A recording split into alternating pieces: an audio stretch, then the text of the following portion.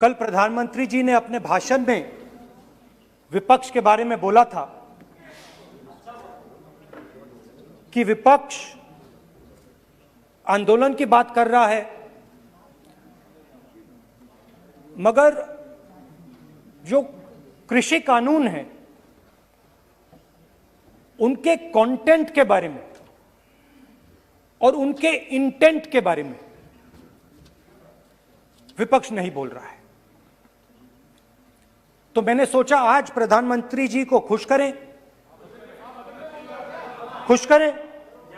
और जो 3 किसान के बिल हैं, खेती के बिल हैं, उनके कंटेंट का और इंटेंट का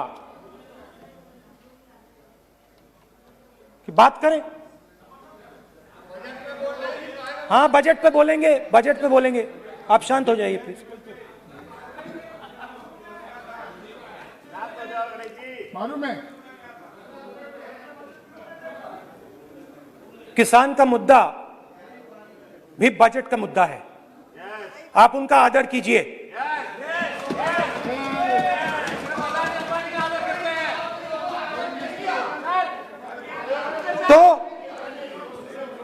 तो बात है कि इन 3 कानूनों का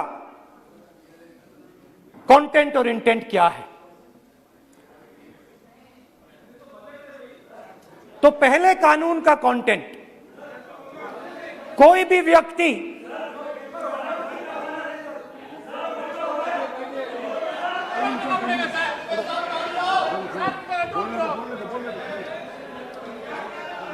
तो पहले कानून का कंटेंट क्या है?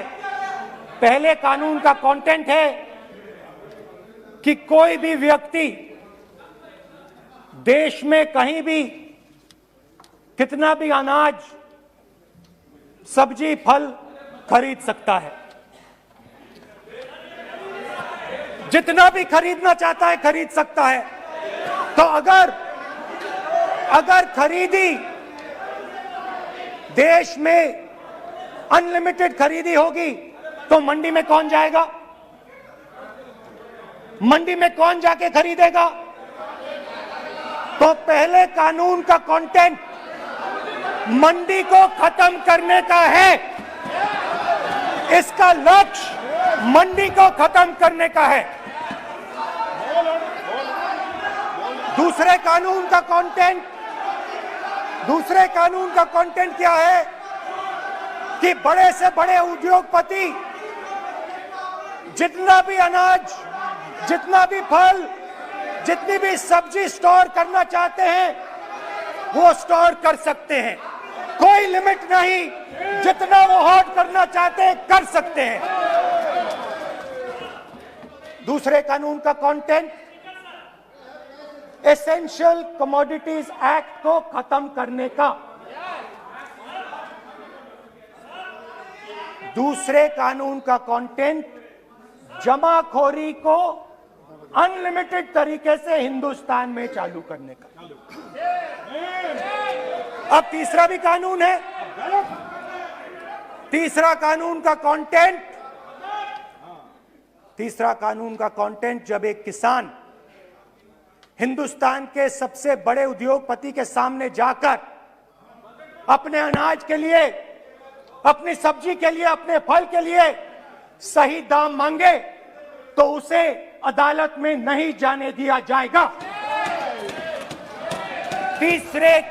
तीसरे कानून का कंटेंट आपको याद होगा,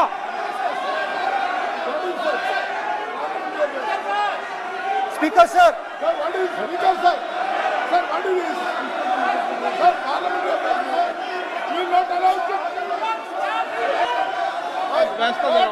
डरते क्यों? सुनो, तू हिलिया सब सुन अपने स्पीकर सर, दादा स्पीकर सर, आप बजट, फैमिली प्लानिंग का, आप बजट पर बात,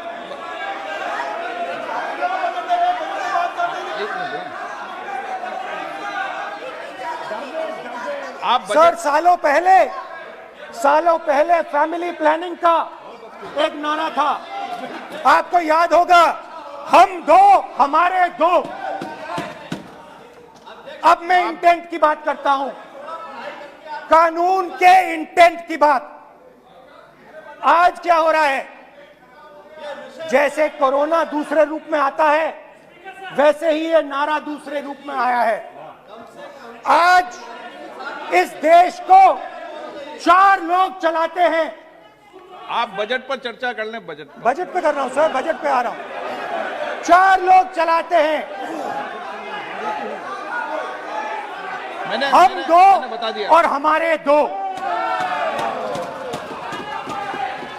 जैसे उस टाइम नाम सब जानते हैं, नाम सब जानते हैं। नो आप बोलो। आप डिस्टर्बेंस मत हम करिए। दो, हमारे दो। अदानी और अबानी। ये किसकी सरकार है? हम दो, हमारे दो की। माननीय सदस्य इधर। तो आप आसन को पहले संबोधित करें। कानून का इंटेंट बताता हूं। आप आसन को संबोधित करें। पहले कानून का इंटेंट माननीय सदस्य, आप आसन को कि हमारे संबोधित दो करें। मित्रों में से एक जो सबसे बड़ा मित्र है, उसको पूरे हिंदुस्तान के अनाज, फल और सब्जी को बेचने का अधिकार। यह है पहले कानून का इंटेंट। नुकसान किसका होगा? नुकसान ठेले वालों का होगा, नुकसान छोटे व्यापारियों का होगा, नुकसान जो लोग मंडी में काम करते हैं, लाखों लोग, उनका होगा। अब चलिए दूसरे कानून की इंटेंट की बात करते हैं। दूसरा कानून का इंटेंट दूसरे मित्र की मदद करने का है। दूसरे मित्र को पूरे देश में अनाज, फल और सब्जी की स्टोरेज की मोनोपोली दी जा रही है। आज दूसरा मित्र 40% हिंदुस्तान का अनाज अपने साइलों में रखता है। ये कांग्रेस पार्टी की बैठक नहीं है, ये सदन है। फल और सब्जी अगर बजट में साइलोज में रखेगा। ये सभा नहीं है। प्रधानमंत्री कहते हैं सर मैं अध्यक्ष जी आपको कहना चाहता हूँ, जब आपने बजट के लिए चर्चा के लिए पुकारा, मैं बता रहा हूँ, एक मिनट बैठिए। माननीय सदस्य, आज बजट पर चर्चा है। मैं आग्रह करता हूँ, प्रधानमंत्री कहते हैं आप बजट पर ही कि अपनी बात मैंने करें। ऑप्शन दिया है। हाँ, आपने ऑप्शन दिया है। 3 ऑप्शन दिए हैं। पहला ऑप्शन भूख, दूसरा ऑप्शन बेरोजगारी, तीसरा ऑप्शन आत्महत्या। ये 3 ऑप्शन आपने दिए हैं। अब देखिए मामला क्या है। मामला ये है कि हिंदुस्तान का सबसे बड़ा बिजनेस, सबसे बड़ा व्यापार एग्रीकल्चर का है। अब बजट 40% आबादी इस पे जीती है, इससे जीती है। 40 लाख करोड़ रुपए का धंधा है। इसमें किसानों को फायदा मिलता है,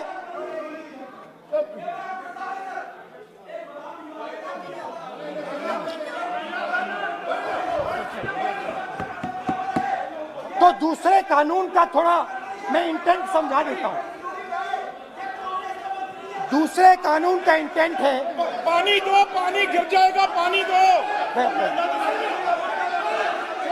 दूसरे कानून का इंटेंट है कि एक व्यक्ति को आप पूरे देश के अनाज की स्टोरिंग की मोनोपोली दे दो, और जब किसान अपने अनाज के लिए सही दाम मांगने जाएगा, तो जिसके पास स्टोरेज की मोनोपोली होगी वो मार्केट में अनाज डालेगा और किसान से कम पैसे में खरीद करेगा। और जब वही किसान कंज्यूमर बनके अपना ही माल खरीदने जाएगा, तो वही व्यक्ति अपने गोदाम से जब बजट पे चर्चा है सर, बजट पे चर्चा है, राष्ट्रपति अभिभाषण पे आपने चर्चा समाप्त कर दी, प्रस्ताव पास करके राष्ट्रपति जी को भेज दिया। अब उसी पे चर्चा करके राष्ट्रपति जी का भी और आपका भी अपमान कर रहे हैं सर। ये आपका भी अपमान कर रहे हैं, सदन का भी अपमान कर रहे हैं sir.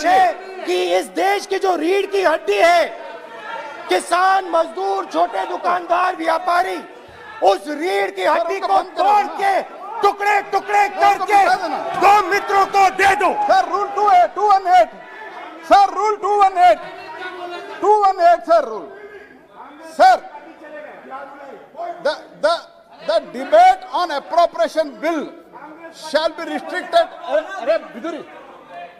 The debate on appropriate bill shall be restricted to the matters of the public importance or administrative clausely employed in the grants covered by the bill which have not already been raised while the relevant demands of grants were under consideration. I would like to remind him that he should restrict his speech to the budget.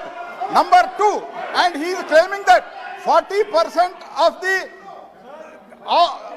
groceries and other things, vegetables, they are kept in Adani's and Ambani's place. Let him prove that. Where from? He should place it on the table. He should place it on the table. Where can he get all these documents? Where statistics कहाँ से आए? इसको authenticate करना है. Record में नहीं जाएगी। चलिए बैठिए। आप बोलने दे रहे हैं क्या? सर आपने माइक बंद कर दिया। बोलने दीजिए। बैठिए। माइक बंद कर दिया सर आपने। सर बैठिए। आप क्यों डिस्टर्बेंस कर? आप बोलने दीजिए ना। आप कोई रूल बता रहे हैं क्या? आप कोई रूल बता रहे हैं? अधीर रंजन जी, अधीर रंजन जी, अधीर रंजन जी को बता जाए। अधीर रंजन जी। Sir 2214. Sir rule 214. Sir discussion of a general character. Sir discussion of a general character may be allowed on the motion or any amendment moved thereto, but the details of the grant shall not be discussed further. Then it is necessary to develop the general point. Sir, discussion on general point is allowed. So discussion, it is the discussion on general point. Discussion of general point is allowed in the rule book. Discussion of general point. अच्छा budget में क्या agriculture मुद्दा नहीं है? Budget में क्या agriculture मुद्दा नहीं है? तो बजट में जब एग्रीकल्चर मुद्दा है तो बजट में क्यों चर्चा नहीं हो सकता एग्रीकल्चर?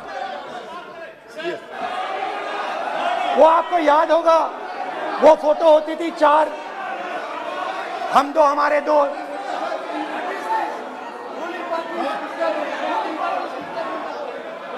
क्यूट से चेहरे थे, सुंदर सुंदर चेहरे, मोटे मोटे चेहरे, हम दो हमारे दो। खैर, इससे होगा क्या? जब ये कानून लागू होंगे तो जो इस देश के किसान हैं, इस देश के मजदूर हैं, छोटे व्यापारी हैं, इनका धंधा बंद हो जाएगा। इनमें से किसानों की खेत चली जाएगी, किसान को सही दाम नहीं मिलेगा, छोटे दुकानदारों की दुकान बंद हो जाएगी और सिर्फ 2 लोग, हम दो और हमारे दो इस देश को चलाएंगे। हिंदुस्तान का फूड सिक्योरिटी का सिस्टम है वो नष्ट हो जाएगा और पहली बार सालों बाद एक बार फिर पहली बार हिंदुस्तान के लोगों को भूख से मरना पड़ेगा। रूरल इकोनॉमी नष्ट हो जाएगी और ये देश रोजगार नहीं पैदा कर पाएगा। ये नई चीज नहीं है, ये आप मत सोचिए कि ये नया अटेम्प्ट है, पहला अटेम्प्ट है। ये पहला नहीं है, ये काम प्रधानमंत्री ने हम दो हमारे दो के लिए पहले नोटबंदी में शुरू किया था। पहली चोट नोटबंदी थी।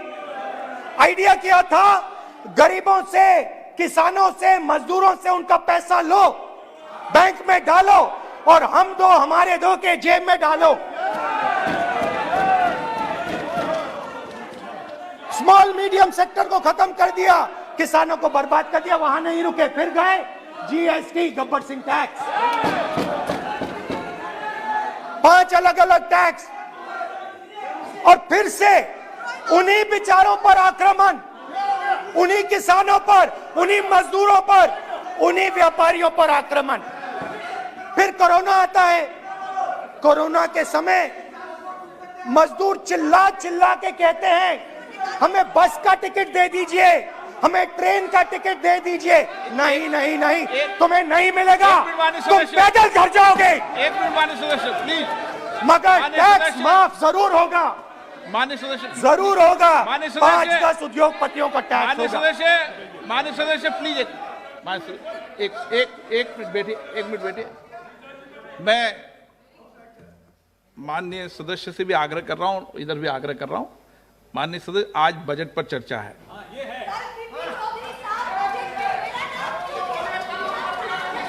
चलो चलाओ। मैं आ रहा हूं सर बजट पे, सर मैं आ रहा हूं बजट पे। मैं सर 5 मिनट में बजट पे आ रहा हूं। मैं फाउंडेशन लगा रहा हूं अभी, फाउंडेशन।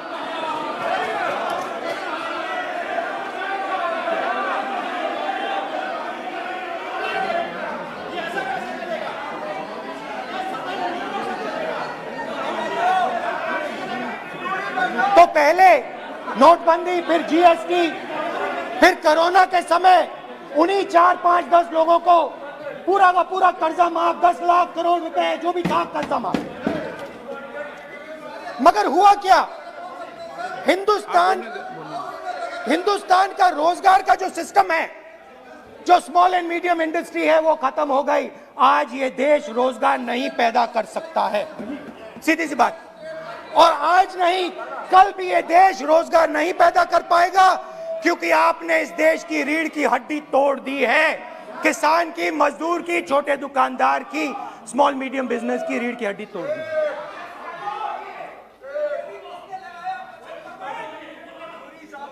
मगर ये मत समझिए कि ये किसानों का आंदोलन है। ये किसानों का आंदोलन नहीं है। आपको बात अभी समझ नहीं आई है। ये देश का आंदोलन है और ये किसान सिर्फ रास्ता दिखा रहा है। किसान अंधेरे में टॉर्च दिखा रहा है और एक आवाज से ये पूरा देश उठने वाला है।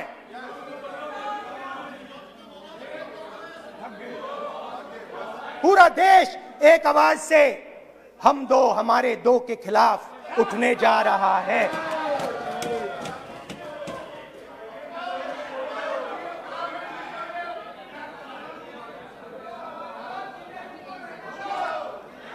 और ये याद रखिए, मैं कह रहा हूं, लिख के ले लीजिए।